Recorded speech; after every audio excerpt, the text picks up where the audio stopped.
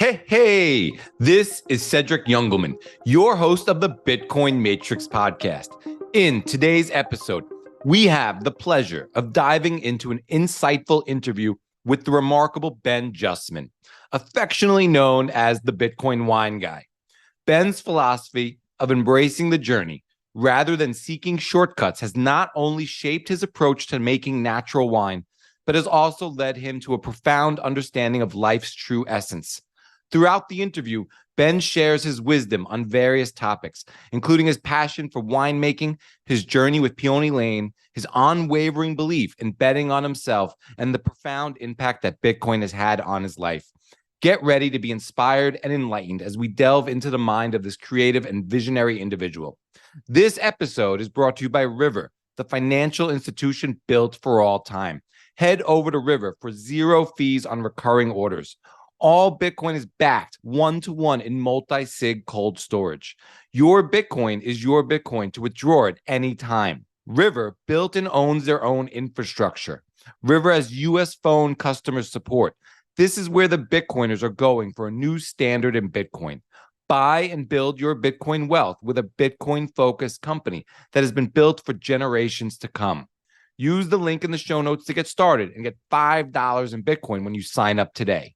Now, for the ultimate in Bitcoin security and design, get the Cold Card hardware wallet from CoinKite and get your BTC off your exchange. With built-in sleep at night technology, it's the only dedicated air-gapped ultra-secure signing device for Bitcoin. CoinKite is a leader in security and hardware manufacturer, established block 141,000, and maker of some of the most iconic Bitcoin products. Don't trust. Verify. Use the link in the show notes for a discount. One of the key themes that emerges from this conversation is Ben's deep appreciation for the process of making natural wine. He firmly believes that the destination is not the ultimate goal, but rather the journey itself holds the true value. Ben's commitment to nurturing the land, being a good shepherd, and allowing the natural elements to shape his wines is a testament to his unwavering dedication to authenticity and the pursuit of excellence. Along his winemaking endeavors, Ben also reveals how his personal journey intertwines with his relationship with Bitcoin. He discusses the profound impact Bitcoin has had on his life, both financially and philosophically, and how it has empowered him to take control of his destiny. Join us as we explore the fascinating world of Ben Justman and uncover the transformative power of embracing the journey. What is real? How do you define real? You can't jump into cash. Cash is trash. What do? You get out.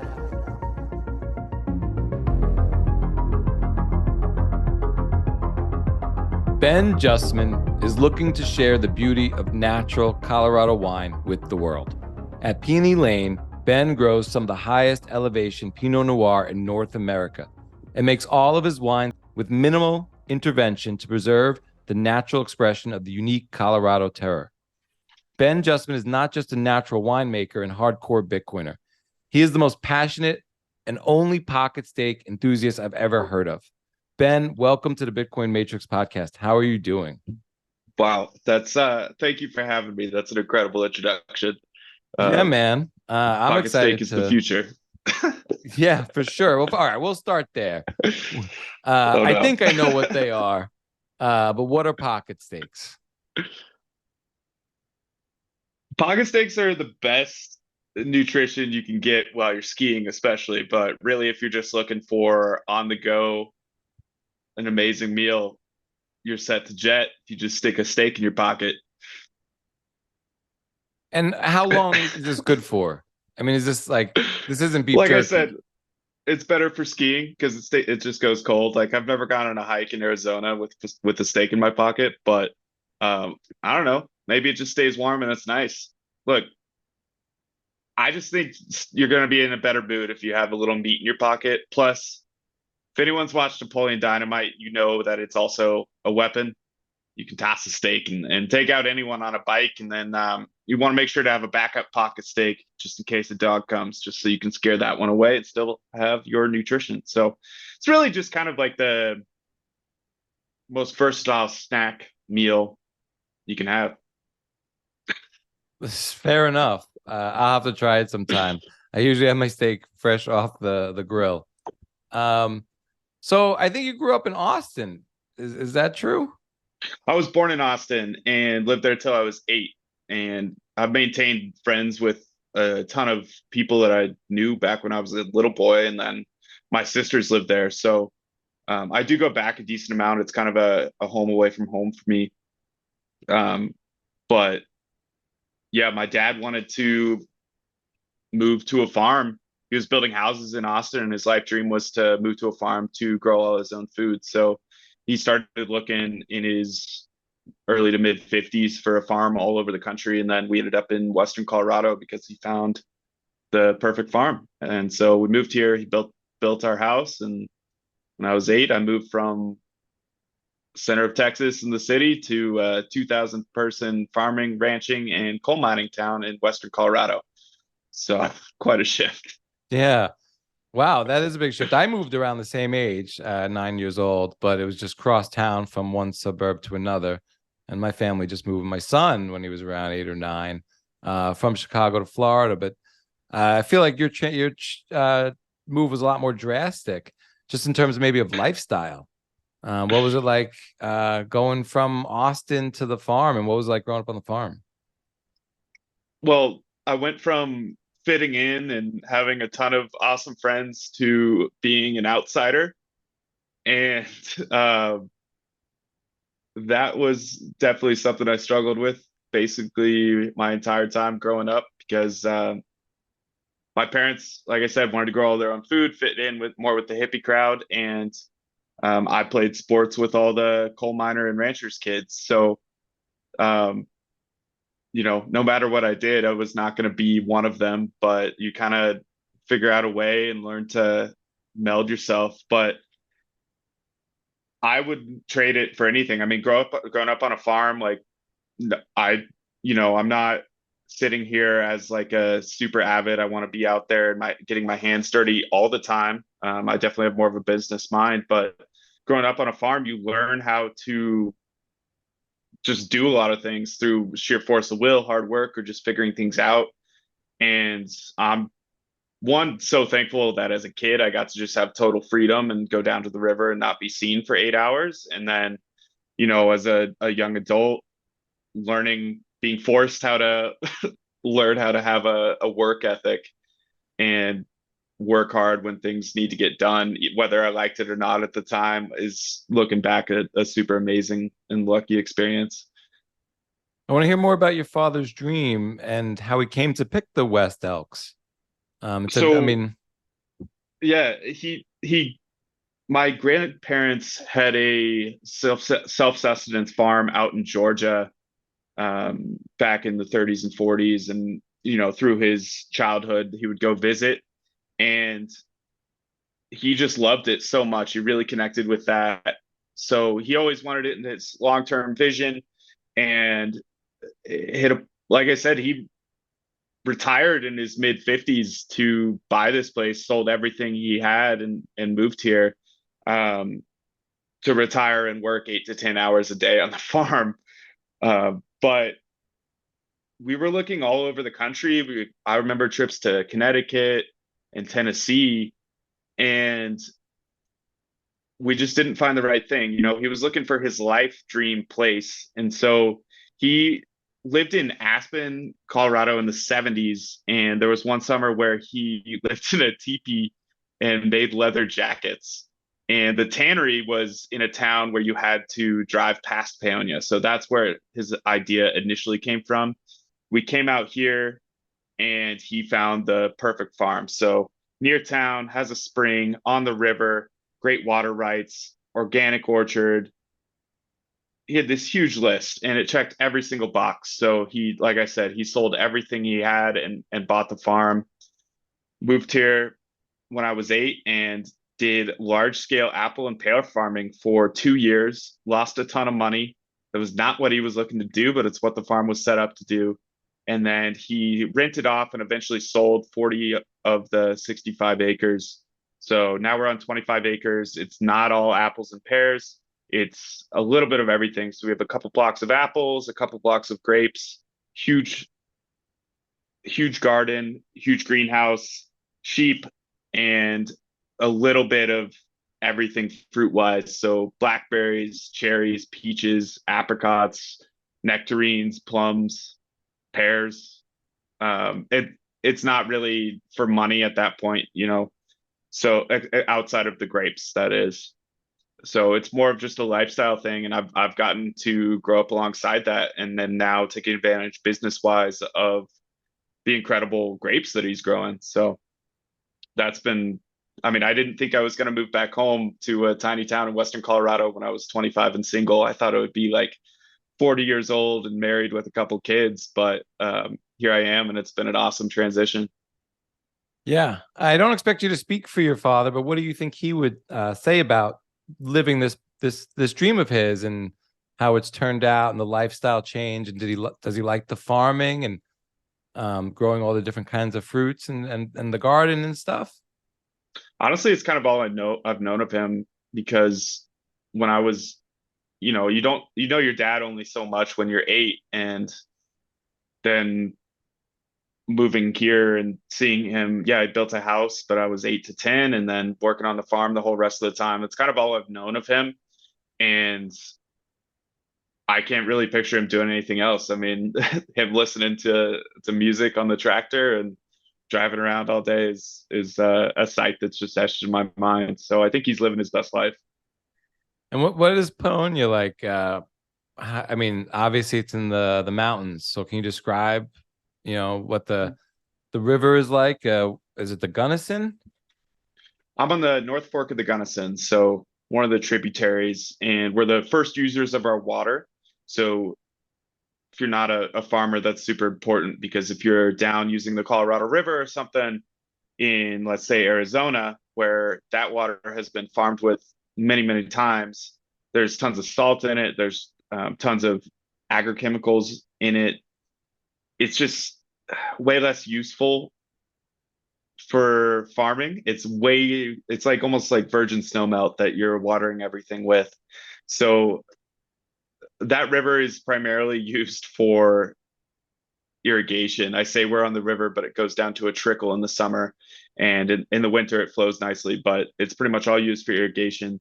Paonia has changed a lot in my lifetime. Like I said, when we moved here in the early 2000s, it was a farming and coal mining town with a bunch of hippies as well. And there was always this huge stark divide between the two lifestyles. So um, I always found myself at the middle, looking at both sides, not really fitting in with either.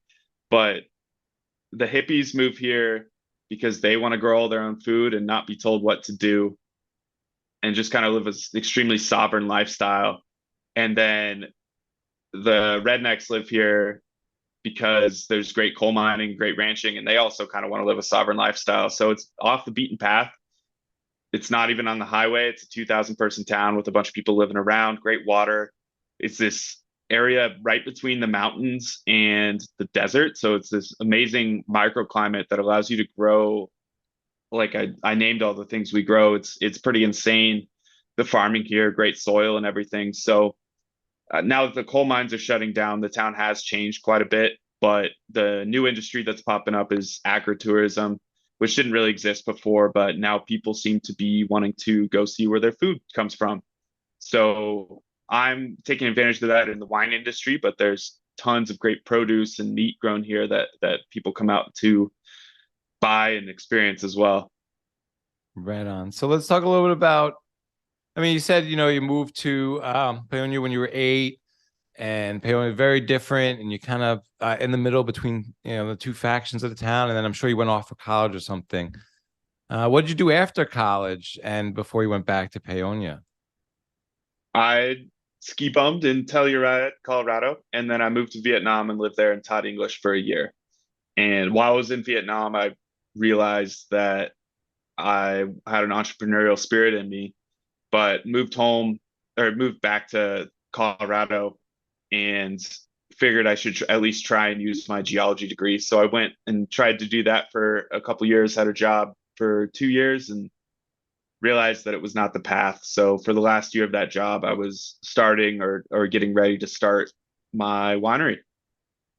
So, I mean, yeah, how did the idea to start the winery and or maybe let's go back to your dad was he was growing grapes, right? And was he making wine? Yeah, my dad, when he kind of had the failure of the large scale farming, realized that that just wasn't going to work. So made the transition and cut down a bunch of the apple varieties that were not money makers. So we had these big blocks of land that needed to have something on them. And his buddy who made wine and grew Pinot Noir basically just said, plant Pinot Noir, and in a few years when they're ready, I'll buy all your grapes from you.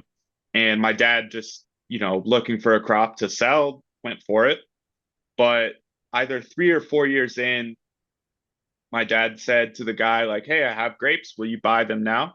The guy said, no, I want them 1 more year from now. Like, let's let the vines mature a little bit more, but I'll show you how to make wine. So he showed my dad how to make wine, and my dad never sold him grapes after that because he realized that making wine was like at that time it seemed like 10% of the labor compared to actually farming. And with his bent to grow all his own food, it made sense to just drink all his own wine. So he had been making wine for maybe 10, 12 years when I got the idea to start doing it. He had a 2, 3 year period where he had a liquor license and was selling it. Otherwise, he was making under the limit that you're allowed to make on your own, just drinking it for himself, trading it for food, and all that kind of thing. So he had all the infrastructure I needed to at least get going. I've had to scale up quite a bit, but that first year to just get my feet in the door, he had everything. And I was just searching for what I wanted to do with life, knew I kind of wanted to start a business and was looking for something to really commit to. I wasn't looking for another side hustle. I was looking for a serious business to start. And like, it just made sense. I kind of said, like, my dad had been making wine that was well renowned. And I said, if he could figure it out, I could figure it out. So I had never made wine before and just kind of said, screw it, I'm a winemaker now, and made wine. And then 2 years later, sold out of that first batch, and I'm about to sell out of my second. So it's going well, and it's been a fun journey. Yeah, Mazel Tov. That sounds awesome. I mean, there's a lot to cover there. I mean, like, Mhm. where do you get vines? What vines to choose? What grapes to grow? I guess, and growing the grapes and stuff. So, I mean, what kind of things can you share with us about that experience? I mean, learning about what I'm sure maybe you weren't as interested back then when your dad picked his vines and picked his grapes. And Mhm. now you're learning and you're working with those materials and those resources. What can you tell me about that? Yeah, I mean, I was 10 years old, so I was not consulted for the decision at all. Yeah. But he, as far as I know, just bought whatever Pinot clone was popular at the time from a nursery up in Washington. And we got lucky. I mean, our Pinot compared to all the other Pinot Noirs that are grown here is quite a bit different, and I find a lot more enjoyable, like a little bit more delicate and fruity, which is super vague, but you got to just try them, kind of. And so we got lucky, and it just they grow so well here is the thing. Like Pinot Noir is the only red grape that is proven to do very well in Paonia. So I'm like really banking on the Pinot Noir. And another thing we got lucky on is the movie Sideways came out about a year after he planted them. So if you Mm. look at the graph of Pinot Noir and Merlot sales before and after that film, Merlot sales tank because there's a scene in it where the main character, played by Paul Giamatti, his uh, his ex-wife really used to love Merlot, and they're going out with some girls, and he's quoted, and I'm not drinking another fucking Merlot. And he loves Pinot Noir in that movie. So Pinot Noir sales skyrocket. And I guess, we're still running on the back of that, but it's also an amazing grape and taste change. So yeah, as a kid, I hated working in the vineyard. That was something I was really forced to do. And it's something working for your dad is probably just not going to feel great as a teenager for most kids.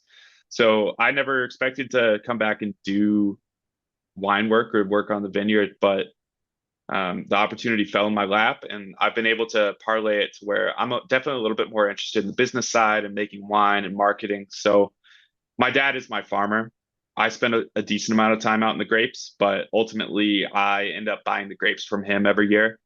And whatever work I do out there is just improving the quality of the grape and being in touch with it so I can make the best wine. But I do that Pinot Noir, and then I do some other wines from a nearby place called Grand Valley that just has a slightly different climate. So they can grow Merlot, Malbec, Cab Franc, Cab Sauv, a lot of different varieties of red, which is what I'm personally more interested in. Just I drink it more, and something about the time preference of red wine is super intriguing to me. Yeah. Sideways is one of my favorite movies. I was living in San Francisco when it came out, and my friends really pushed it for me to watch. I thought they were making fun of me and, comparing me to Paul Giamatti's character. But I do remember after that movie, I mean, there wasn't a place I didn't go to where I was like, I'm not drinking any fucking Merlot. And, yeah, and we wouldn't get Merlot, but actually I had your Merlot the other day, and it was fantastic. Thank you. My Merlot is honestly turning me into a bit of a Merlot drinker, my 2020 Merlot. We'll see if that continues because I'm definitely a Pinot Noir guy, but I have the bottle loving here. that Merlot. Yeah, and I think the description was fantastic. Ripened by intense sunshine and crisp mountain air over sustainably grown grapes, produce vibrant and untamed natural vines. This velvety Merlot reveals a rich blend of plum, date, and dark cherry flavors that give way to a warm, earthy finish, perfect with hearty meals and deep conversations. And then you mentioned that it pairs well with gamey meats like goat and deer. I found that interesting, and sharp cheeses and garlic. But it was fantastic. I didn't have it with food, but very dark, rich, and velvety. And we'll get to it. But also, my wife and I, we shared it together. And you and I think about. I'm drinking the Cabernet Sauvignon 2020 tonight, and we'll get into the wines. But I want to talk a little bit more about what the experience was of not just coming up with the idea to launch the wine and taking over, maybe or buying your dad's grapes, but what it must have been like growing some grapes, barreling them, and waiting for all this to happen and getting to share your product with the world. That was the most stressful couple years of my life in the waiting process, because basically I invested my entire life savings into starting the winery, and then didn't know, one, if my wine was any good, if I was a fool, or if I could figure this out at all for another 18 months before I sold my first bottle. And in that time, I did have a bunch of wine go bad. It's not like I have a perfect record. So that first vintage, I not only had no idea what I was doing, but also definitely screwed up some wine and had to get rid of some barrels. So it was a relatively steep learning curve, because I had just read a bunch of books and had under the assumption that I'd, come home and my dad would show me how to make wine and I'd be fine. He did it just fine, but I basically, as soon as I started, which was I was in 8 months in, I had been getting my liquor license, got my liquor license. It was a whole deal. And so I'm 8 months in, I'm committed. I had already signed the contracts for the grapes about 6 months ago, paid for them and everything, invested my entire life savings. And I get home, start making wine for the first time. And I realized very quickly that my dad has no idea what he's doing. So I was on my own and had to figure it out. Luckily, it is not that hard. And when you're doing natural wine, it's very simple. It's hard to perfect, but like the actual process of like kind of just getting wine that's decent really comes down to whether or not you have good grapes or not. And I think Colorado is a place where amazing grapes grow. It's definitely unique in it being the highest elevation wine region in North America where I am, but it makes for good grapes, I guess, because I made good wine out of it without knowing what to do at all. So I'm able to do a wild fermentation because I my dad farms in a super hands-off way. We're not spraying chemicals into the vineyard. We're just letting the native grasses grow underneath the vines, and we're surrounded by other orchards. So there's nothing bad going on there. And we've had 20 years of sampling to know that there is good yeast cultures that live in our vineyard to create good wine. That doesn't necessarily like make the wine any healthier or anything. What you do know is that the grapes are farmed in a super hands-off way, so that's a huge tell. But also, when you buy grapes from somewhere else, far away, they don't want them to ferment and transport, so they'll just add a ton of sulfites on top of them, and you can't get that out of the wine. So then now you have a ton of sulfites in your wine, which a lot of people find gives them headaches or allergic reactions. So I don't have to use any of that. Literally just hands off, nothing added. It ferments on its own, and then when it's in barrel, it's you got good grapes and everything. It's the oak really does a lot and makes it taste good. So like I said, though, I had to wait 18 months before I actually knew product market fit because, like, yeah, some people tell me it tastes good. I think it tastes decent, but are they blowing smoke up my ass because they're coming over and tasting my wine? I have no idea. So what really mattered was just see, can I sell this wine for, $25, $28 at the time? And I sold out of everything I had that first year in pretty quick time. I didn't have all that much because I definitely screwed some up. But at that point, it was like such a sigh of relief because not only had I committed to it with my entire life savings that year, I then bought 3 times the amount of grapes for the next year, and I'd already paid for that and made that wine and had already signed the contracts to do that again the next year. So I was 3 years deep in investing and like what 9, 10 times what my previous net worth was before I had product market fit, which was like there's so many nights where I had a couple panic attacks, just not sleeping, crazy stressful stuff. And I can't imagine going back through it again, but we're here now, and I'm so happy to have taken the leap. It's amazing what we can't imagine doing again.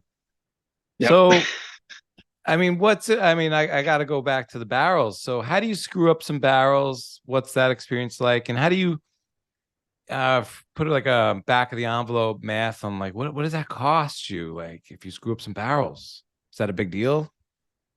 Yeah, it's a big deal. The value of the wine looking back, if like assuming it had been good, would be about $70,000 of wine, which to give you perspective, I sold only $30,000 of wine that first year. Granted, the prices have changed a little bit as my wine has become a little bit more well-renowned and well-received. But how do I screw it up? I didn't know it was good. And so I kept opening the barrels to have someone taste them to be like, hey, is this good? Am I going to be all right? And then I opened them too much and they went bad because they got too much air. So it was my questioning and wanting to do science, but not realizing how affected by the air they would be. Just lack of experience. And the worst part is that I bottled and labeled them before I made the call that they were bad. So I spent all the money on that infrastructure as well. Yeah, you mentioned earlier too how wine is grown in Colorado. It's not as well known. And I remember I went to Cleveland, Ohio once for work, and the cab driver who took me from the airport to my hotel was extremely friendly. He was like, "Have you ever been to Ohio before?" No. I want to take you around off meter. I want to show you everything that Cleveland has to offer, and then I'll take you to your hotel. And he took me towards, by the Rock and Roll Hall of Fame Museum and the zoo and told me about everything that Cleveland had to offer. But one of the things he mentioned was like that Ohio had great wines or great wineries, or at least had wineries, and would I want to go? And it kind of just, was like another anecdotal, like, wow, there's wine here. And he was mentioning like pretty much every state has wine. Just some places are more well known for it and refined. I grew up on Long Island. The North Fork of Long Island has wine, and it has some cachet because it's near Wall Street, but it's not great wine at all. I lived in San Francisco, and that's really, really kind of started to understand and spend more time with wine because I had easy access to Sonoma and Napa. But, you were touching on how, each area has different things to offer the grapes, and will produce different grape varietals. So maybe we could touch a little bit about, what are some of the differences between not just where you can grow the grapes, but between the different maybe grapes. Like what makes a Merlot maybe different from a Cabernet, from a Pinot Noir? So this is like a never-ending rabbit hole that you're never going to be able to put your exact finger on. And then year to year, there's so much difference. And honestly, like I've done a Burgundy tasting from all grapes grown within the size of a football field, and they all tasted extremely different. They were the same variety and the same winemaker. So it's this thing that is just, if the climate's not different, the soil is. If the soil's not different, the winemaker is. Or the season that year. Exactly. And then each varietal is going to, respond differently to each of those things. So that's why these people go down these deep wine rabbit holes, is because it's a never ending thing to learn on. And they're just guided by their nose and their taste and smell is what these people follow instead of their eyes or logical brain. I mean, obviously they have all those things, but that's where they follow, is their taste and smell. So in Colorado, most of the grapes are grown in more, I would say, alluvial soils, like kind of sandstony or river terrace. There is a little bit of limestone around, but generally that's going to create a lighter bodied wine. So you're not going to get these gigantic punchy in the face, or feel like you're chewing on the wine, licking a saddle, like any of those crazy, that's unrealistic to expect in Colorado. You might find it. Then the high elevation is going to bring out this like ripping acidity. So really good for dry white wines or sweet white wines. Either way, like the acidity is amazing in Riesling out here, Gewürztraminer and Chardonnay. So that's amazing. But the high elevation also brings out fruit. So the Pinot Noir has some awesome acidity to it makes a really nice balanced wine. And then the fruit on it, it's delicate, but it's very full fruit because you get the big swings in temperature from living in high elevation. So you kind of you have to find both what lives and what works well flavor wise for the region. And then as a winemaker, a lot of winemakers will take those factors that, yes, the climate does change every year to year. The season does. But generalizing them, you take those factors, and a lot of winemakers will say, hey, these are the grapes, but this is what a Chardonnay, or this is what a Cabernet Sauvignon is supposed to taste like. I'm going for this flavor. I'm making wine like I'm in Burgundy or in Bordeaux. And with that, they're just like kind of looking to, they have this end goal, and whatever gets them to this end goal is what matters. So they'll add different chemicals, they'll to change the taste, texture, aroma, color. Like you can add stuff to wine to change it in any way, but it loses its beauty. It loses its sense of place.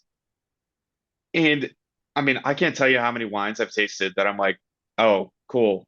I feel like I've tasted this exact wine before, but I've never had the winemaker and I've never had wine from that region, because they're going for a specific taste that scores high on a scale made by a guy named Robert Parker, that Not naming guarantees names. that you will make a ton of money for your vineyard. And so a lot of these vineyards are, it's an investment regardless, but like if it's such a sure thing to just score high in these points and make a wine that it like fits the exact palate that people seem to want, and great.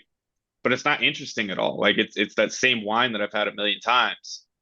So, and it's got all these chemicals in it that make me feel like crap. So what I'm trying to do is make wine that is for Paonia, not do it like, I want to take myself out of it as much as possible and just let the grapes express themselves, because I think that's where the beauty lies, is going to a place, eating the food from there, especially if they have a local cuisine, and having it with the wine that is from there.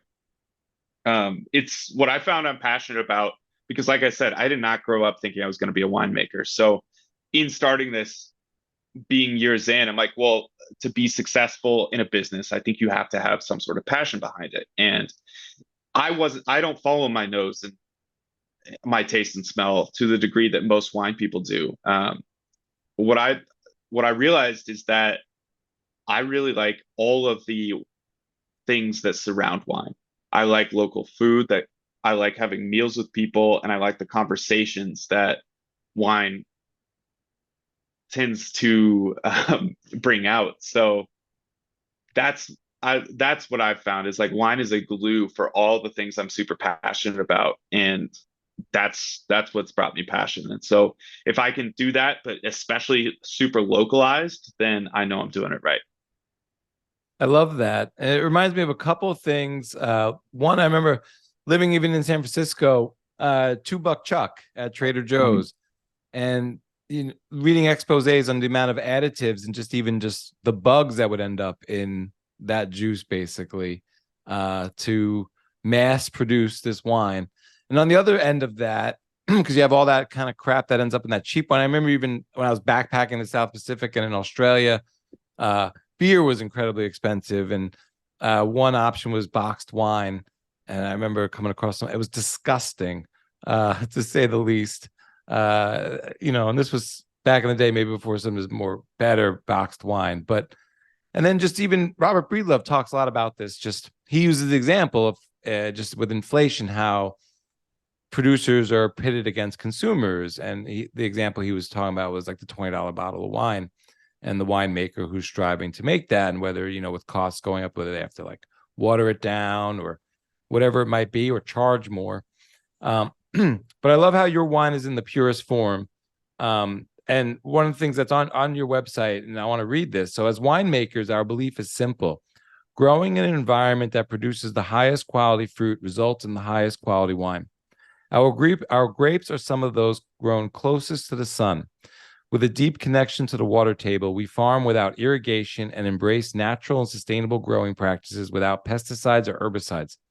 We humbly accept our role as stewards and look to produce wine that fully expresses the natural complexity of our world. It is just you and the grapes, skin to skin, no herbicides or pesticides. Living on the vineyard means caring about what we do to our land. Harmful chemicals will never have a place on Peony Lane. No additives. We provide a wine that speaks to its incredible place of origin. Peony Lane wines are free of flavor additives, fining agents, or any other unnatural additions. Natural ferment. Because I like how you don't add anything, that you're not chasing a particular taste or flavor. And I never really, I don't know if I thought about it that way, but I get what you're saying about how wines are kind of going to one flavor point. Kind of like how plastic surgery is taking everyone to one face or something, and there's this, I don't know, and every car looks the same. Every SUV looks the same. There's no design anymore. And yours is more, letting nature take its course. And that's what, when I did get into wine, and when I was living in San Francisco and I could go to Sonoma and Napa, both what you were mentioning, the social aspects, the conversations, but also being in the place, the food of the place, all of that. And when all wine is going for one thing, no matter where it's coming from, we've lost that in some way. And it's really hard to find wine like that, especially when you go to a restaurant. Because you feel like they're just trying to, not necessarily, they're trying to match that flavor point, and they're not necessarily there on your behalf. What I would love to ask you about, though, is during all of this, I mean, COVID is here and probably at the start of this. So how did that impact this whole process and, affect your life? It actually made things quite a bit easier for me, outside of, some fear, or like I was living with my older parents, or not with them, but I was working with my dad every day building my house. So obviously had like a little bit of fear for them.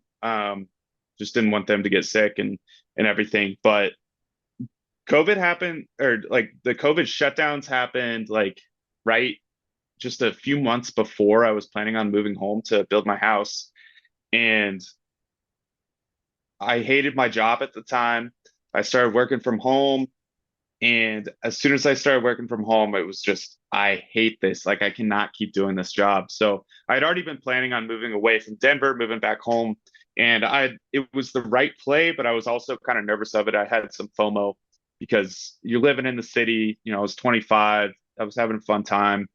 Um, didn't really think that I would have a great time moving to a town in 2000. Um, I was definitely apprehensive about it, even though I knew it was the right decision.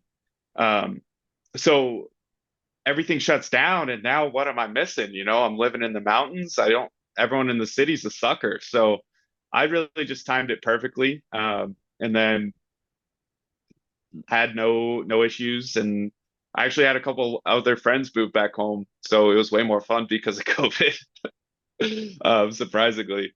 But yeah, it made the transition quite a bit easier because I didn't have anything to be scared of. Um, Also, I didn't have any wine to sell at the time. So my business was running, but like the wine was just aging. So the whole world shuts down. I mean, I guess people drank a lot of alcohol at that time. I probably could have capitalized on some great sales, but um, a lot of wineries have tasting rooms out here. And actually, that first year after kind of when things started reopening, it was everyone around here, their tasting rooms were popping. People had the biggest year ever. One, because everyone had a ton of money after stimulus checks, and price inflation hadn't kicked in yet after those. Hmm. And also because they couldn't travel abroad. So they were spending all their money traveling locally, driving from Denver out here, spending a ton of money on wine. And so what we've seen is that was a huge year. Last year was pretty solid. And then from what I understand is this year has been, just like speaking in generalizations about the sales people are having, is this year I think people, more and more people are finding out about good Colorado wine, and you build contacts, and you know it's more experience and everything. But people are more broke this year, and a lot of the more higher end people are traveling abroad more.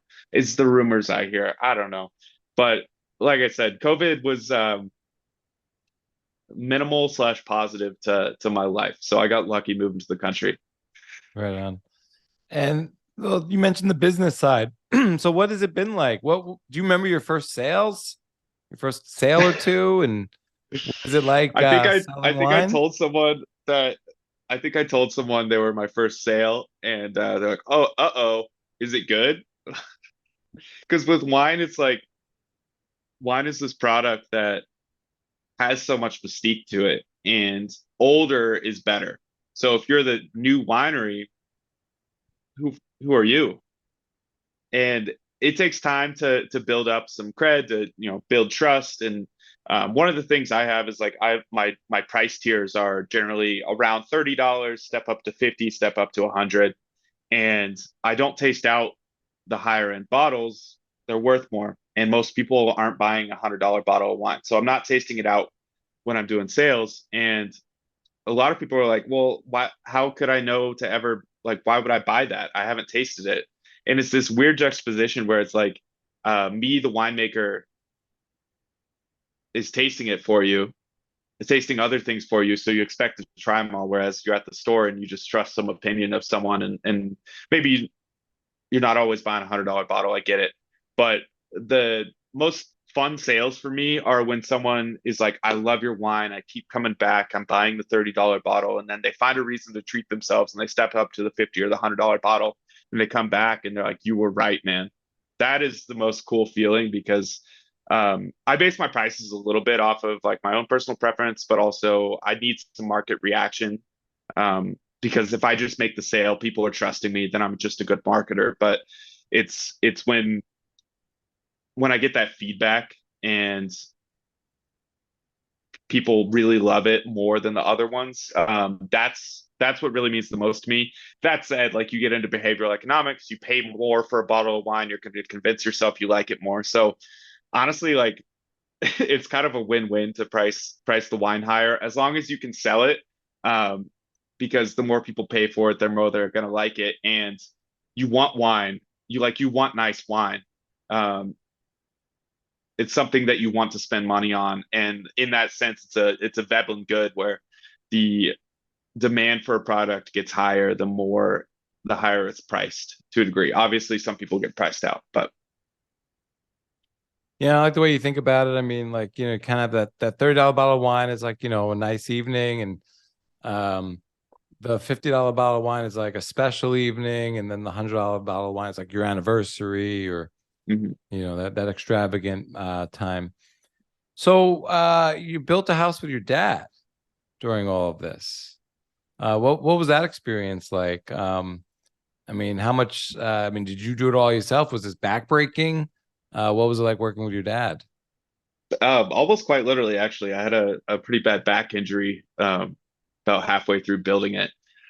But my dad built houses his whole life, and he always had a pretty skeleton crew and did everything himself. So it was me, my dad, and another guy named Jorge that we did everything. My dad was 73 at the time, and he was kind of the brains and plans of the operation. I was just grunt labor, and Jorge had a ton of experience and also was very strong.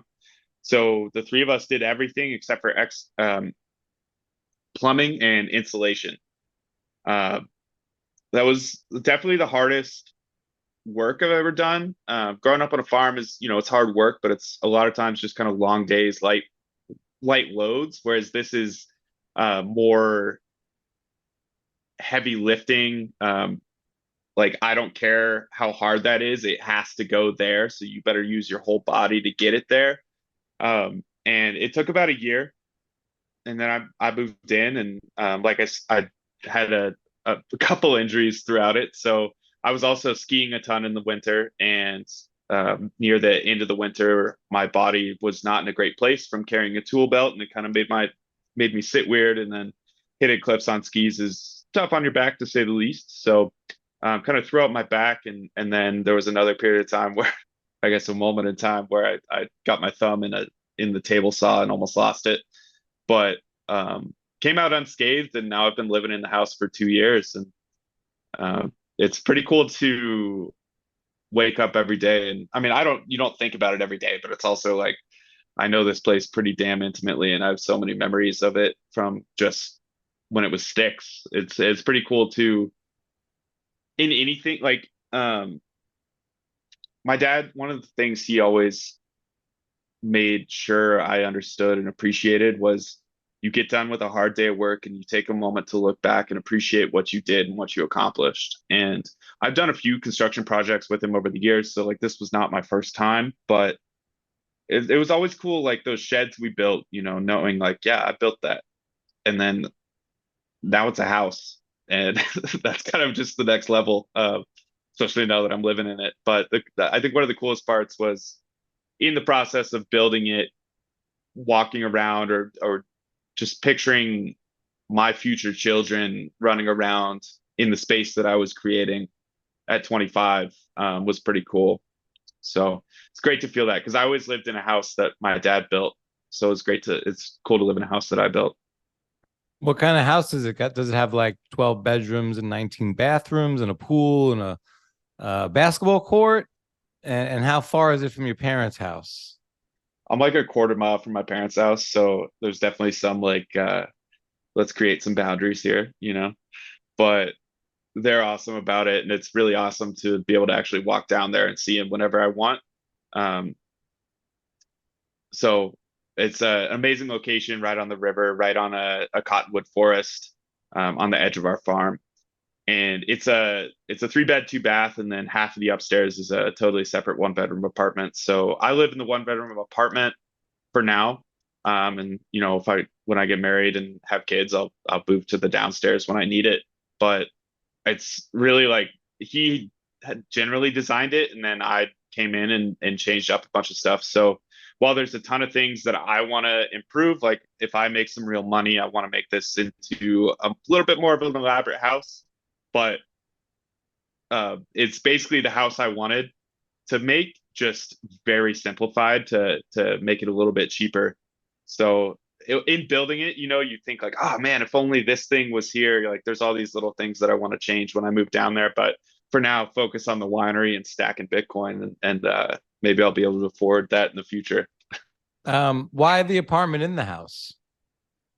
Well, it's a pretty good asset. I mean, I've Airbnb'd it before. I've Mm. lived in ski towns for the winter, and I Airbnb'd this space, and it's easy money. I mean, I've paid my rent here and my rent in the other place by Airbnb-ing it. So, and that's during the winter, during the off season. So one is like, I was not going to rent the entire house. I couldn't afford that because at the time I hadn't even sold any wine.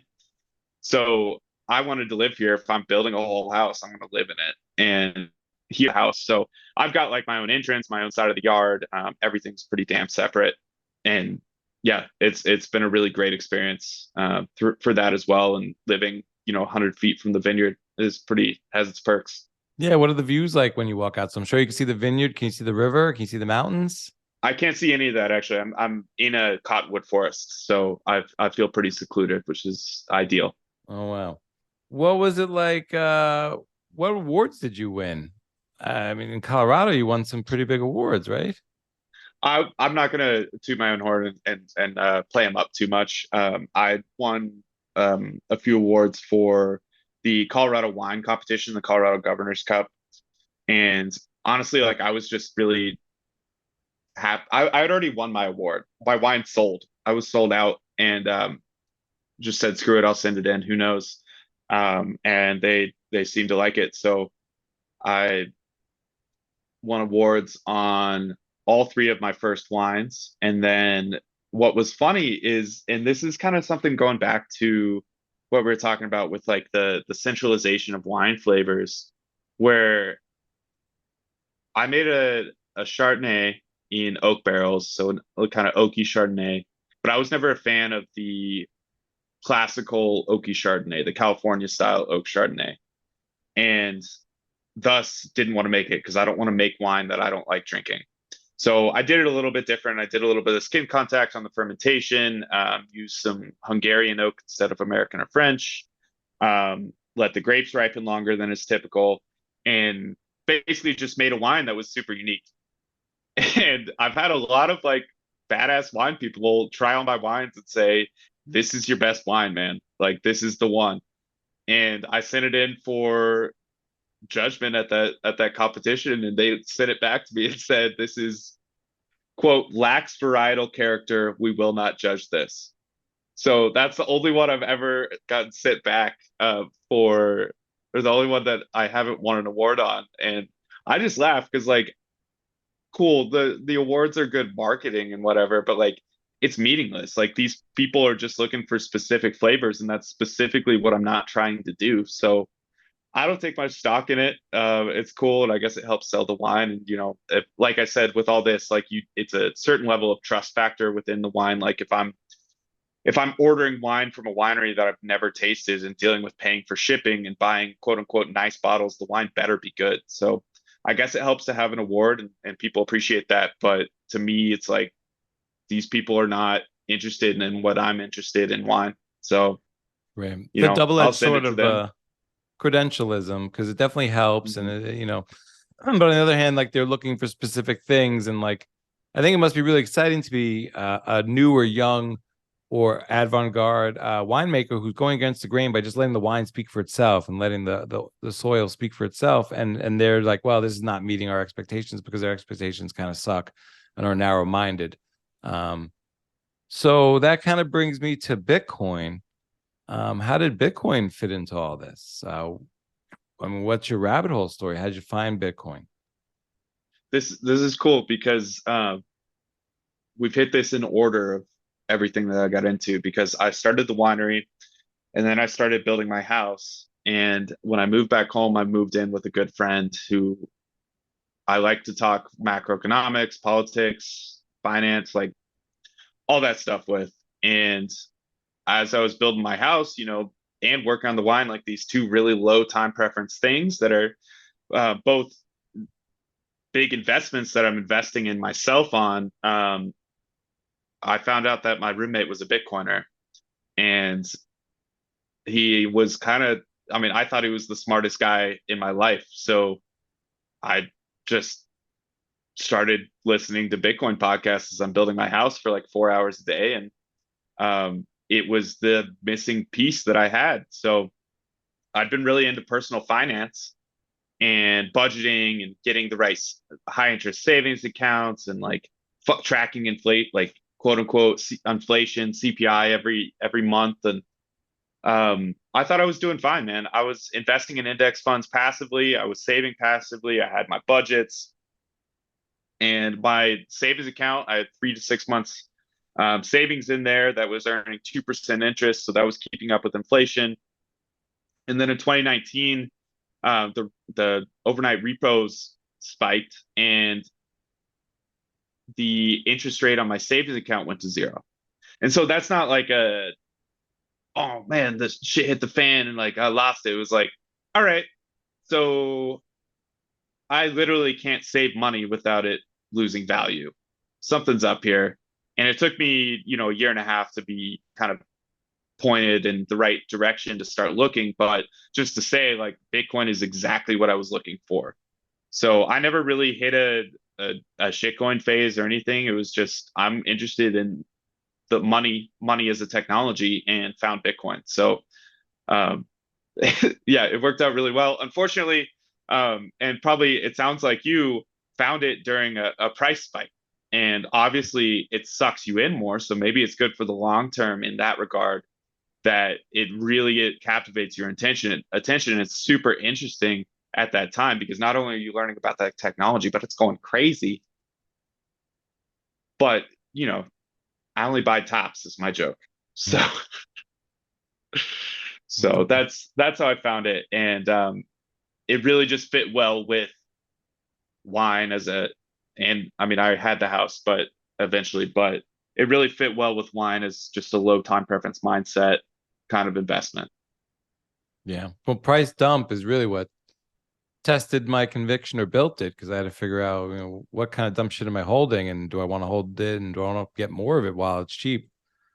Um, that brings me to, I'm going to touch a little bit more on just, the selling of the wine and what your experiences have been like at farmers markets. Here you are, you got a college degree, you're a geologist, you could go be working a desk job, you don't have to be selling something hand to hand. What's that experience been like? Uh, are the farmers markets in Paonia? Are they local? Um, and what's been the I'm driving a experience? lot. I'm driving a lot in the summer. So each farmer's market is about 2 hours away. I'm driving from Paonia to a place with more tourism, more high dollar tourism, mostly ski towns, Aspen and Telluride. And I there's parts of it I love. I really do love selling wine to people that are into it and talking to people. Realizing that I'm definitely a marketer at heart and outgoing and I don't know. Don't really think I'm a sales guy because I've never really trying to like I try and close, obviously you do, but like I'm not ever trying to sell it on someone. Like if you like the wine, you'll buy the wine. It's my philosophy. So I'm looking for a long-term customer, not just like a quick sale. Um, but I have fun doing it. There are the people who like realize that you're a captive audience standing behind your farmers market booth, and that's their social event for the week, and you're the only person who will talk to them. So it gets a little draining that in the driving, and I'm definitely looking to scale up and out of that. But it was the only way I could get my wine in front of people because I did not have the money to invest in a tasting room. I'm still working towards that. And I know I have a high traffic environment and can get out there and low cost to play to see if my wine sells. So did that the first year was my plan and have kept doing it with the idea now that I definitely want to have a tasting room so I can stop driving and just have a location. But um, within that, I'd never really expected to do any online sales. I'd had a sticker business back in 2017, 2018 that my attempts at online sales, granted, they were not much and I probably gave up too early um, to have a real opinion. But I kind of was in the mindset like I don't want to stare at my phone. I don't want to be on the computer. So I'm going to do in-person sales because I think I'm good at that. And also like I want the feedback to see if this is the right move.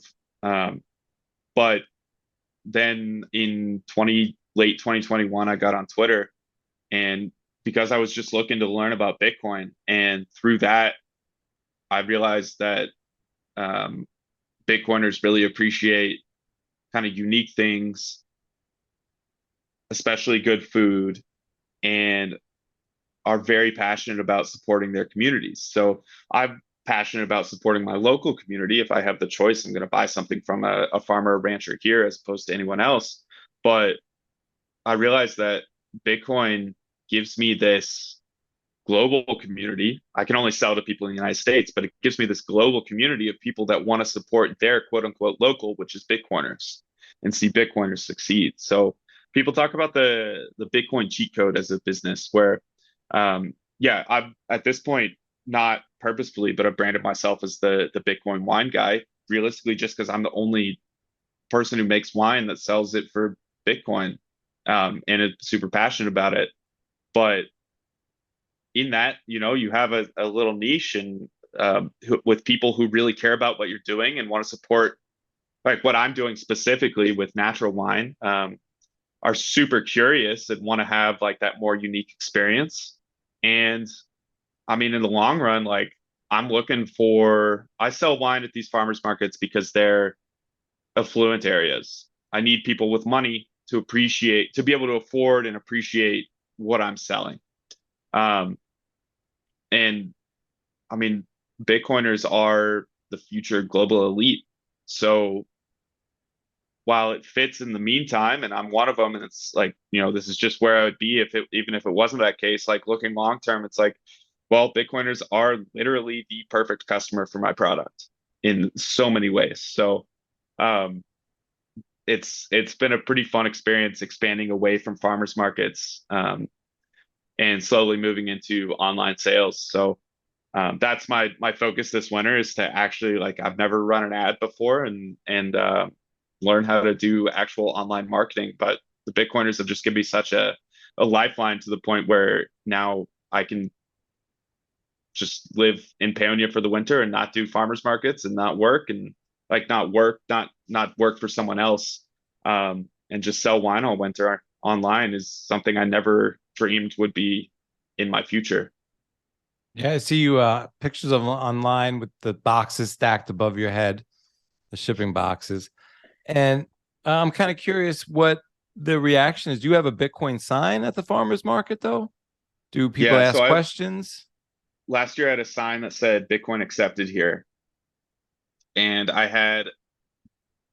it was really interesting. I was just, I'm just a Bitcoiner, and I didn't think anyone would really come over and buy wine with Bitcoin, maybe a couple, but I had it there because I'm a Bitcoiner, and realized that it's super important for me, for my community, to buy Bitcoin, because I want my community to be resilient, because if my community is resilient, I'm more resilient.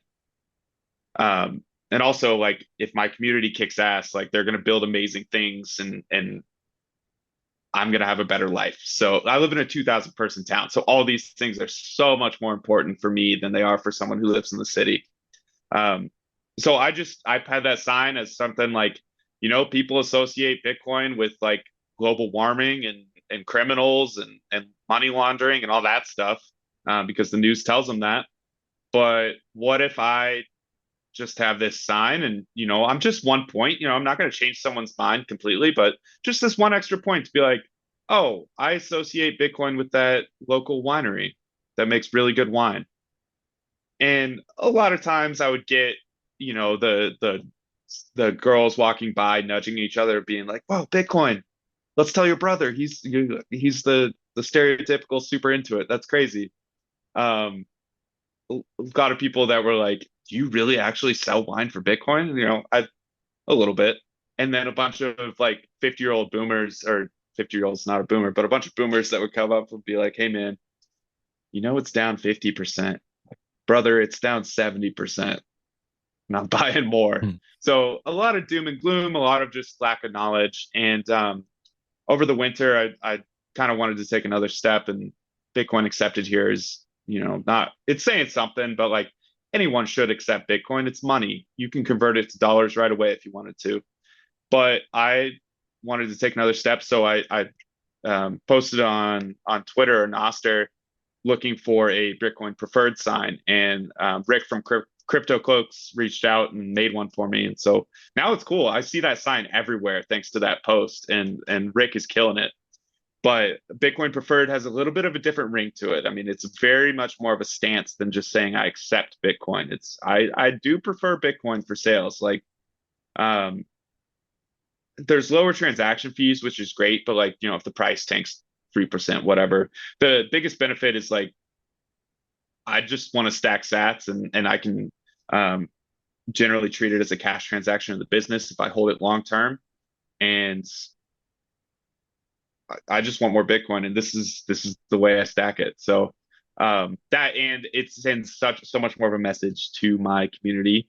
For like, that's the biggest benefit I'm getting, is like, I stack some sats and it's cool to be out there, as take pictures with it and whatever. I guess it's good for marketing on Bitcoin Twitter, but the cool thing is actually taking that stance and seeing people's reaction to it. So people have been maybe it's price action. All of 2022 the price was going down, and a little bit of time, and also inflation kicking in. But people seem to be a little bit more curious. I don't get the boomer telling me that I should be careful anymore. They're more like, what is it? I don't understand it. I've heard about it now they heard about it for the first time probably in 2017, then this last time, and they just are kind of embarrassed that they don't understand it and want to, but it's hard. Like, you and I both went down the rabbit hole. It's a very difficult thing to comprehend, especially if you're not like predisposed to be super interested in investigating these things. So I'll still get the people that think it's a novelty, but a lot more people that are just like, do you really prefer Bitcoin? Yes. And Well, I think that's a pretty solid stance to take. yeah, and I also like, I mean, you get the shine from Bitcoin, but Bitcoin gets the shine from Peony Lane. And when Exactly. people see that you got all the people and the customers and the sales, and you got the great tasting wine, it's going to give some shine to Bitcoin. Why does the guy with the best wine in town want Bitcoin? You know? That's so, like, people talk about incentives aligning within Bitcoin, as in like solving assuming people have greed, and just building off that to build a network that supports itself with that as a given, instead of assuming altruism. And so outside of that, though, like, I guess I could be greedy and hope that no one ever figures out Bitcoin, so I can stack more sats over time. I guess that's the low time preference version, but the high time preference version is, I want people to buy Bitcoin so that the price goes up, so that my Bitcoin becomes more valuable. And where I'm at is like, I'm selfishly wanting everyone around me to buy Bitcoin because it'll make my life better. So the the incentives are totally aligned, where like, yeah, Bitcoin needs me pushing it and getting more people on it. And I also need Bitcoin, both for my own personal interests, but also for my community to be stronger. Yeah, right on. And it's also, you talked about, just driving back and forth to the farmers market. And I think people completely underestimate the work and labor that goes into putting your goods out at a farmers market, with driving there, getting there early, setting up, breaking it down. And it's just hand to hand sales just is very hard to scale. It's Yes, brutal. I've hit my Um, head on the top of that, and doing 3 12-hour days in a row is um, brutal. But I can't imagine being a vegetable farmer, because they might sell a ton, because people like, for a lot of people, a beet's a beet as long as it's local. And they just buy all their vegetables there. So my sales are more vocal and take more energy, but like, man, they get up so early, not just to travel and pack and everything, but they harvest all their stuff that morning. So I just throw boxes in my truck the night before, and I'm totally ready to go. But yeah, farmers market is no joke, and I'm ready to be done. You're catching me with like 2 weeks left in my farmers market season, so I'm very ready to be done at this moment. right. Well, I want to ask you, where'd you come up with the beautiful logo? So that I tried to keep an ode to my dad's old logo, my dad's old label, and the few elements I kept were the bold block capital Peony Lane font, and that truck. And that truck I stared at for my entire life. It's a 1943 International, and it came with our farm. And when my dad was building our house in 2002, he was using it to clear some trash out from the area, and it drove for a while, but then it died there. and they kind of just left it because there was other stuff to do. You know, you're not going to deal with this dump truck off on the side.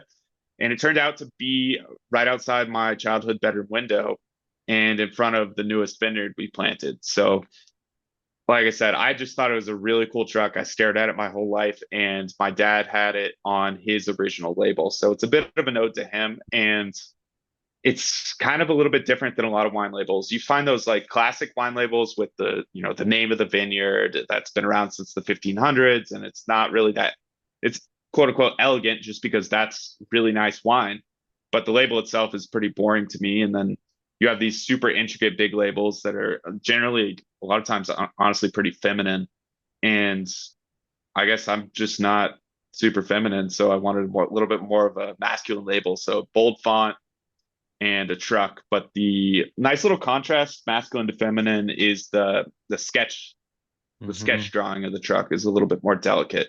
Right. So for my Pinot Noir, it's a bit more flowery. It's not as forceful of a wine. So I transitioned to having peony flowers on that. I just find it a little bit more fitting than the truck for the Pinot Noir. And it's also, the Pinot's my estate wine, so I want to differentiate it a bit. But I don't know, that the marketing and branding stuff is super fun for me. Yeah, that's awesome. And I love I didn't think masculine at all. I get what you're saying now with the balance, because I really did feel the balance. I like how it's kind of like new and old, very charming.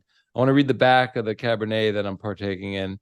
So Cabernet Sauvignon, Grand Valley, AVA, Colorado, ripened by intense sunshine and crisp mountain air.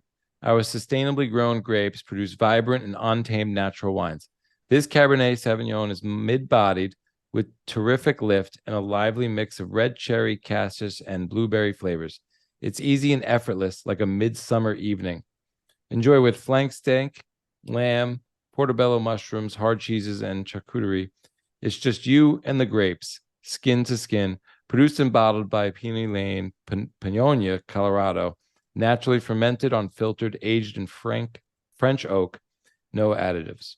Yeah, no, it's really a beautiful wine, both of them. And it's the differences are stark and enjoyable because you really get to, they're unique. So that Cab Sauv was my first lesson in wine aging. I released all of that 2020 vintage at the beginning of farmers market season in 2022. So it was 18 months old. It had been in oak for a year and 6 months in bottle. And I know that wine gets better with age and everything, but I never viscerally experienced it. And so while all my wines from that vintage especially have gotten better through time and they're drinking incredibly right now, that one, the Cab Sauv, has changed the most. It kind of had a bite to it at 18 months. It wasn't smooth. It was just not there. And I didn't really sell it too much. I kind of held it back. So I would have it once a month. I would bring it to market and I would taste it, and it just still wasn't quite there. And then at about like 21, 22, 23 months, that bite just started disappearing, and it just slowly got more and more and more smooth. And I was trying it every week, experiencing the change in these bottles. And so that to me is like, it's this funny thing with wine. It's like, I want to sell on my wine. I have to, but I also can hold on to it, and it's just way better. And it's this finding this balance, because the wine is never quote unquote ready. Maybe there's a peak, but that's all subjective. But I have to sell some wine, and I have to like continuously do it, but I also have to hold it back and let it age. So I've been in this process of not having wine that's old enough. And now finally, I made more wine than I can produce over time. So I've aged to the point where I'm not going to release wine until it's at least 2 years old. Partially because I experienced that with that Cab Sauv. I just said, wow, at 2 years, this is a different wine.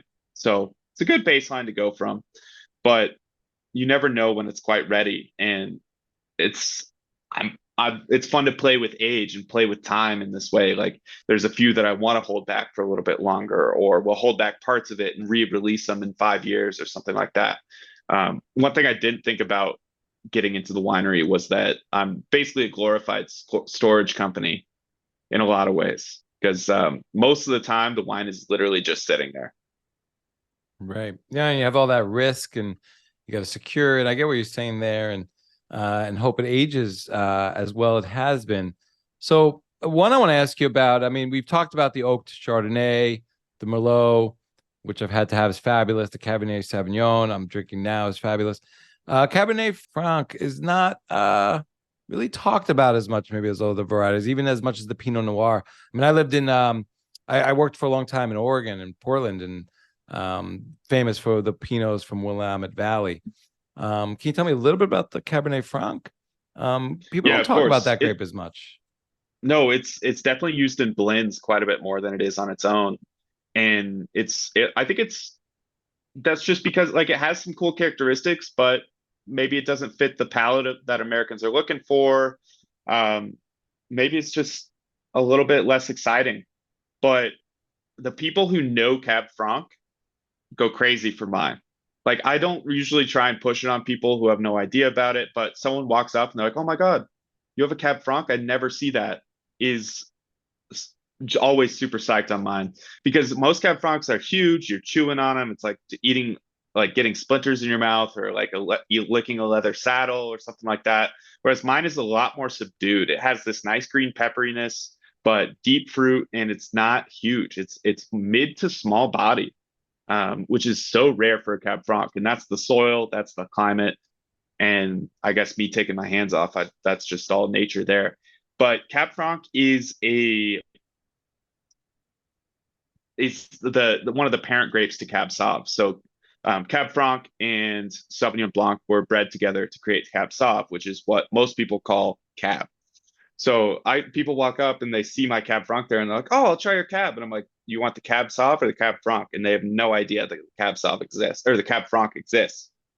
But they've had it in tons of blends because it's super common. So it's something that I was honestly like really surprised to get such a positive feedback on because I know that no one knows about it. But the people who do enjoy it know that it's rare and find it so great to both find it, find a unique one, and love mine that it's definitely been like one of my best sellers. And to me, that what that says is that it grows extremely well in Colorado. Yeah, and it's probably hard to find a winemaker or a vintner who puts the time and effort into that particular grape. So they're very excited when they do, and usually you're going to get someone who loves that grape and wants to produce the best of it. So thinking about maybe how Bitcoin has changed you, how has maybe owning a wine or a wine company changed you? Here you are. I mean, Bitcoiners, just like everyone else, probably like enjoy the finer things in life and conversation and social stimulation, but are also concerned about their health and relationship to alcohol. And here you are. I mean, you have to grow it, you got to sell it, you got to bottle it, you got to age it. I mean, what are your thoughts on that? Right. So I have unlimited alcohol, and certain people would be in a pretty dangerous spot if that were the case for them. So there are a lot of times where, I've like tons of times where I have wine in my mouth for work. And, that's great. It's glorious. But also, like, man, it's 8 a.m. and I have alcohol in my mouth. Like, get out of here. I don't want to drink that. So, that said, like, my first year, especially the period of time where I'm really tasting it the most is right when I'm about to bottle. Cause this is like, yeah, wine's never done, but it's the end of my role in the wine. So once it's in bottle, I don't touch it. It's going to keep getting better, but my role is done. And so I'm getting ready for that and tasting wine every day, a lot of times at, 8 a.m. And basically, uh, as I kind of was just like, well, it's in my mouth. I'll swallow it, whatever. And this was kind of just over a month. I just got more and more and more, became more of a problem. Like, no, not every day was I tasting at 8 a.m. And, I try and delay tastings, but I did have wine in my mouth a ton. And then that turned into, oh, it's 5 o'clock. I'll have a glass of wine, finishing up with work. Hell yeah. And then it turned into, well, it's almost 5 o'clock. I'll have a glass of wine. And then, 3 o'clock, 2 o'clock, and more tastings at 8 a.m. And I felt the like initial twinges of an alcohol addiction in a short period of time. And, a lot of it's habitual, but I just was like, you know what? This is not going to work. I cannot have a winery and be an alcoholic. That is like the worst combo possible. So from then on, I always spit. I mean, it's not really like I don't even have to like say a rule. I always spit. I just don't really crave it anymore because I saw that the window into the dark side, and that's so far away from what I want that I guess it's it scared me straight, and I'll just never have that issue anymore. Also, I'm kind of a lightweight, so I've never been a crazy drinker anyway, and I'm finding Bitcoin sent me down a lot of rabbit holes, and also the winery sent me down a lot of rabbit holes. And one place where those two converged is as an entrepreneur, I realized that to be good at what I do, my body has to be right, my health has to be right. And one of the things I was really missing on was my nutrition. And so I through a Bitcoin conference, or I guess the Beef Initiative, which is Bitcoin adjacent, I met the meat mafia guys, Brett and Harry, and they were the most vibrant people I'd ever met in my life. And I've been looking for what should I do for my health. This is my number one goal for 2022 is to get in a better spot health wise. And so I see them, they're sanely vibrant. What do you guys do? And to me, it was, yeah, cut out the processed crop. I know that. Cook better. I know that. But like, they just ate a ton of beef. And so I kind of just said, hey, beef, it's what's for dinner. And we're going to start having it. And didn't, do a strict diet or anything. Just was like, yeah, I'm just going to eat as a lot of beef and add it to what I do and not think about it as much and just have a steak for dinner a lot of nights. And my mental clarity was insane after that. It was such an insane shift that I've just continued to move more and more and more down that way. And so my health has become a huge focus for me. And it's funny, before we were chatting, I went down to play some pickup soccer, and a friend of mine said he was super hungover. And it just made me think like, yeah, I went to an event this weekend and I was super hungover on Sunday, and I hadn't been hungover in so long. And I said that, and they were like, "Man, like, do you not like?" Just the assumption was, what, do you never drink or something? Like, you own a winery? Like, what are you doing? And I just realized, like, when I drink my wine, I feel incredible the next day. Like, I don't feel hungover, and that's becoming more and more visceral for me because I can have a great night and still be productive the next day and still feel great the next day if I drink my wine or something equivalent. And I just like, I don't see the point of feeling horrible, or like, why would I do that if I can just kind of have a very similar experience with my wine? Yeah, it's free. Yeah, like, I know not everyone's buying natural wine for a daily thing, but like, it's pretty visceral how good you feel afterwards. And at this point, I just can't really. I do it every once in a while because I'm an idiot, but like, I can't imagine drinking all the time or like every weekend and feeling hungover. Yeah. Didn't you recently have an experience? I think on Twitter you posted a really nice bottle of wine. I was like, oh, I think 2017 was a great year in Napa. And didn't I think you shared this nice bottle with your friends, or they didn't partake in it? Mhm. Maybe they drank your wine. Yeah, I bought well, it was a Magnum, so it's a little bit different with price, but I spent $100 on a bottle, which is a lot for me because I have unlimited free wine. But spent $100 on a bottle, thinking, like we said, $100 is kind of like anniversary wine for most people, or at least like with a Magnum, special occasion wine. So it was around Christmas. I wanted to try something new. My wine's fun, but like, I drink it all the time. And so brought that bottle, brought some of my wine up, and was like, "Hey guys, like, I'm your buddy. I'm your guy for good wine. I brought this $100 bottle. Like, let's all enjoy this. I brought it for us. Let's drink it." And one, they were like, "Why, dude? We want to drink your wine." And two, I had that wine. I got halfway through my first glass and got this massive headache, which I never get from wine. And I'd honestly, never had gotten from wine outside of maybe the next day. And all I did, because I know that my wine won't give me a headache, all I did was dump that wine out, replace it with my wine, didn't stop, didn't drink any water or anything, but just started drinking my wine, and the headache went away. And so we're talking about visceral experiences of like, why natural wine is so important, that was insane for me. So now when I tell people you won't get a headache or hangover when you drink my wine, it's not me BSing. It's like I've viscerally experienced this, and so can you. But, you know, a lot of people think it's too good to be true until their wife says, "Oh yeah, I don't drink red wine because I get headaches." They drink my wine and they're totally fine. And how do you think Bitcoin has changed you? I always, I think I always knew I was going to be successful. And I think that's also a trait that successful people have is it's not a belief, it's, you know.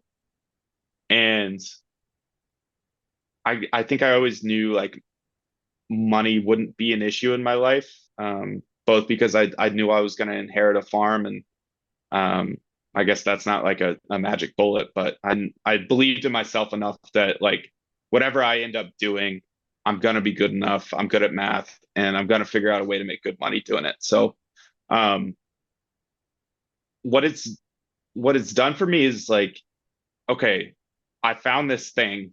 I know I'm going to make it. It's not like you will, it's you're going to, and this is a big reason why. So it gives me a lot more confidence that, and I guess, you know, growing the business, all of this is so connected, growing the business and everything is the same time. So it's hard to totally separate, but I think it's just given me so much more confidence to bet on myself. Because it's like Bitcoin in its base layer of like its role in my life was me figuring it out on my own, putting in the work and betting on myself to be able to discern that information and know where to put my money.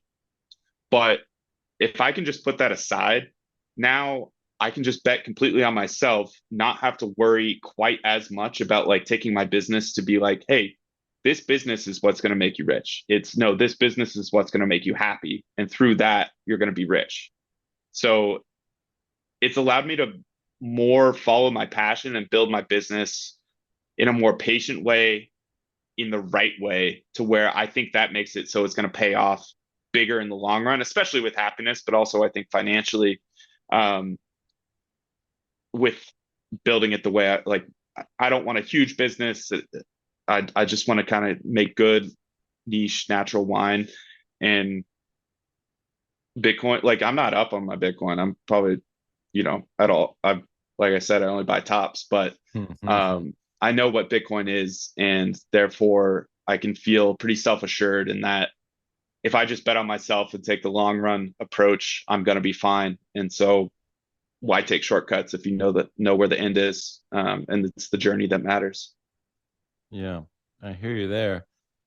And then along the same lines, and maybe I know we've talked about this a lot tonight, but I want to ask you, like, how would you describe your role in the winemaking process? My favorite analogy is to use is that I'm a shepherd. My grapes, the sheep, you know, they're going to go off and do their own thing. Um, I'm there with them. I'm there to protect them. If something like if a wolf comes, if something bad could happen, I'm going to step in and fix it. But my role is to physically move it from pasture to pasture. So physically, I pick it, I crush it, I put it in a place to ferment naturally. I press it in the barrel. Every 6 weeks, I refill the barrel, and then after a year, I put it in bottle, and I'm done. So, like a shepherd moves from pasture to pasture, just put the sheep in a place. They're going to do their thing, and they're going to succeed. And that's how you get the best sheep. So, I'm a steward. I'm a shepherd, and as long as I have good grapes, I'm gonna have good wine. You know, while I was asking that question, I couldn't help but think that your answer to that question would be the same if I asked you what was your role in Bitcoin.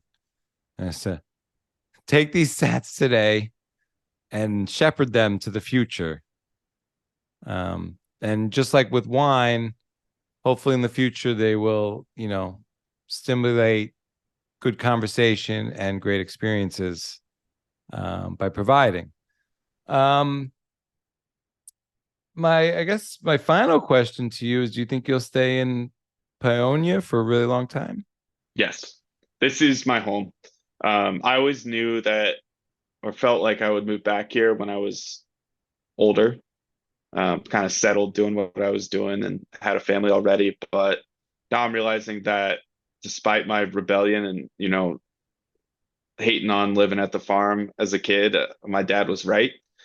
And this is, in my opinion, the best place on earth to be. So I think that I'll be doing wine for a long time, but that said, I have other interests, and really I just want to go where my passion takes me. And my goal as of now, long term, business wise, is to build a community space in my town. So all of my business goals are oriented towards my community. I want to, in a 2,000 person town, one person, one business can have a huge influence over everything. The people who live there, the environment, and like other businesses that pop up around what you do. And so my goal is to just create the energy, create a spot, and do my best to create the town that I want to live in. So just like kind of Bitcoin incentives align with people, like my business incentives align, because I don't have to be profit forward. I can be happiness forward. And I know that the profits will come. So if I make a good business that is more around my passions, I think that'll drive the town to be a better place for me to live. And that's my long-term focus, because Paonia's great. There's some flaws. It's a little small, but it's really a wonderful place in the universe, and I feel so lucky to be here. Yeah, small could be great, especially going forward in this wild and topsy-turvy world. I want to read one last bit from your website. There must be something in the water. As a farmer, the North Fork of the Gunnison River is a lifeline and the greatest source of water that connects our agricultural community. Yet there is something more than that. It could be the freshness granted to first users of the alpine snowmelt, the peacefulness found along its banks, or the gratitude for the bounty it provides. Whatever it may be, it has bound together those who have the grit to settle and support themselves in our valley. I mean, it's a beautiful wine, or all the wines, at least the ones I've had so far, and I'm sure the rest are fantastic. And it's a fantastic story as well. I'll leave it to you for any, parting words, and to let people know where they could find, you and your wine. Of course. Thanks for having me so much. I sell wine all over the U.S. from my website, peonylanewine.com. I'm sure that'll be in the show notes. And I sell wine via Bitcoin, via oshi.team/peonylane. I'm working on basically orange pilling everyone that I can get my hands on, just kind of by being myself, being successful, being a winery, whatever, doing that all as a Bitcoiner, Bitcoin forward, and I don't know, loud and proud, and maybe someone will start listening one day. So it'll be great to see that turn, but I guess it's fun just having friends with being friends with a bunch of random internet people for now. Thank you so much, Ben. This has been so dope. I'm gonna go grab a pocket steak to finish off this glass of wine. Heyo. Hey, that's a wrap on today's episode of the Bitcoin Matrix podcast. I hope that you found it informative and engaging. Hit us up. We'd love to hear your feedback. I'd like to thank you and our sponsors for tuning in and supporting the show. Keep building, keep stacking, stay laser focused out there, and let's free Ross. This is Cedric. Peace.